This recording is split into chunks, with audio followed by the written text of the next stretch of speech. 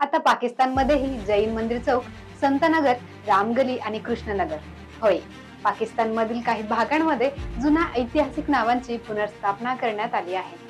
त्यानुसार इस्लामपुराचे नाव पुन्हा कृष्णनगर, मुस्तफाबादचे धारमापूर, रहमान गलीचे रामगली आणि सुन्नत नगरचे संतनगर आणि मौलाना जफर अली खान चौकचे लक्ष्मीनगर आणि फातिमा जिना रोडचे क्वीन्स रोड असे नाव करण्यात आले आहे. मात्र इथे एक महत्त्वाची गोष्ट लक्षात घ्यायला हवी, हे बदल कोणत्याही धार्मिक कारणाने केले नाही, तर पाकिस्तानमधील पंजाब गव्हर्नमेंट यांच्या लाहोर हेरिटेज रिवायवल संबंधित धोरणाचा भाग म्हणून हे बदल करण्यात आले आहे. पार्टिशन नंतर पाकिस्तानमध्ये अनेक हिंदू, शीख आणि ब्रिटिश काळातील नावं बदलून इस्लामी किंवा स्थानिक नावं देण्यात आली होती.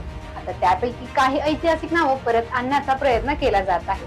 तसेच लाहोरची ऐतिहासिक ओळख म्हणून पर्यटन वाढवणे हा एक महत्त्वाचा मुद्दा आहे. विशेष म्हणजे या प्रकल्पाअंतर्गत फक्त हिंदूच नावे नाही, तर ब्रिटिशकालीन आणि शीख इतिहासाशी संबंधित नावांचाही समावेश करण्यात आला आहे. त्यामुळे हा निर्णय धार्मिक नसून हेरिटेज कन्झर्वेशन आणि अर्बन आयडेंटिटी रिस्टोरेशनचा भाग आहे. विद्यार्थी मित्रांनो, जर भारतात एखाद्या राज्याचा किंवा एखाद्या प्रदेशाचा नावात बदल करायचा असल्यास ते भारतीय राज्यघटनेच्या कोणत्या कलमानुसार करता येते हे कमेंट मध्ये नक्की कळवा आणि चॅनलला नक्की सबस्क्राईब करा.